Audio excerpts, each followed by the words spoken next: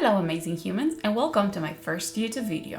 Well, there are some shorts here and there, but this is the first YouTube exclusive. I hope you enjoy it. I decided to start with the restoration of this 1942 Lane Cedar Chest I bought in Ohio this winter while I was there helping my partner with some work. As I drove back home to Texas with an empty van, I said, why not fill with some furniture? And I scored this one for $60. Well, as you can see, there is some discoloration on the sides mainly and a little bit of veneer missing or chip. There's not a lot of damage in here. Some structural on the legs that I had to separate and put back, and the trim on the waterfall was a little bit loose. But mainly I had all the documents of this chest and it was like almost in perfect condition. Don't mind me over here bringing the chest inside the house because there was no space in the garage. Just wanted to show my face. I started stripping because removing the finish with chemicals is the best way to not do a lot of damage on the veneer. The stripper smells terrible, but I remove it with water. I have tried others that are more eco-friendly, but I ran out of those and I still have to use this one because I am not throwing it away. After I let the piece fully dry, I sand with 150 grit because I used gel stain, and higher grit are really not recommended. Look at that. That's the first coat of stain. I ended up doing 2 passes of General Finishes Antique Walnut in the whole piece before adding the black accents. Do you paint before stain or you do the other way around? I'm just curious, let me know in the comments. Wait, I did do the repairs before staining, otherwise it would be weird. And for that I used Good Fila in the powder form that I mix with brown acrylic paint. I have used stain as well, but for me the brown acrylic works better as the stain pigments might not be as intense. After sanding the filler, that's when I stained with the gel stain. I know videos might not be exactly in chronological order, but I'll get better as I go. Okay, so I like the color of the veneer. I did the color match on the repair areas. I use a new product for me that I bought on Amazon, this one right here. I like it more than the Blendle stick because I can paint more in detail. But I have used the sticks from Mohawk before as well, and I like them, but they might be too soft for this Texas heat.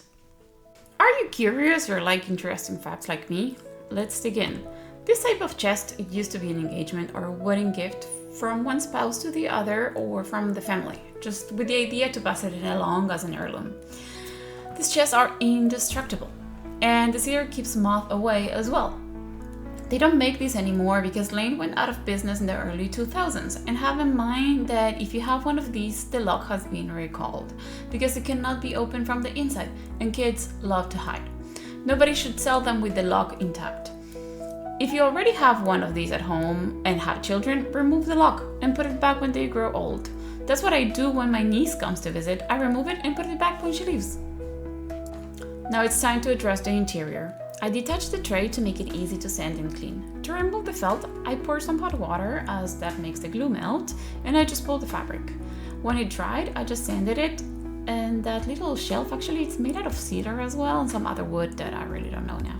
I almost chose an eclectic fabric for it, but I went with a neutral wallpaper that I got at the thrift store a couple of months back because I was worried it wouldn't sell. The rest of the cedar interior, it's also clean sanded down. I had a few scratches that needed to be fixed. So there's a warning here. To treat the interior of this chest, it's recommended to use cedar oil, but I didn't have any and it is very expensive.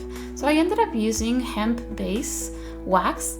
The hemp oil is also okay, but what is not okay is Howard Freedom wax. Please don't put that on the cedar, it will lose their properties. If you want, you can put nothing, just sand with 220 and clean. The cedar will be fine and slowly will start to bring back the natural smell.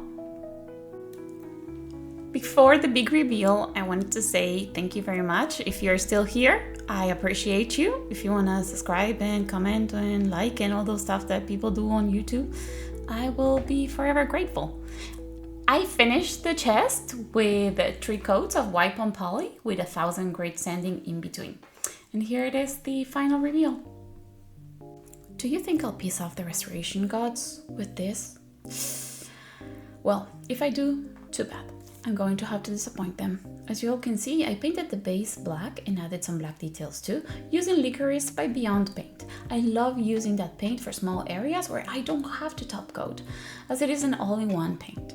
Yes, I know that there was walnut veneer down there and the damage was not too bad, but it was a design choice and I'm owning it. I hope you enjoyed this reveal and I will gladly see you on my next video if you want to join me.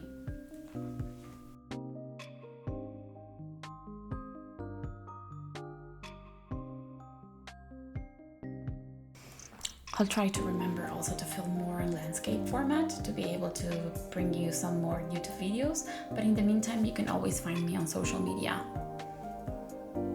Thanks for watching. See you in the next one.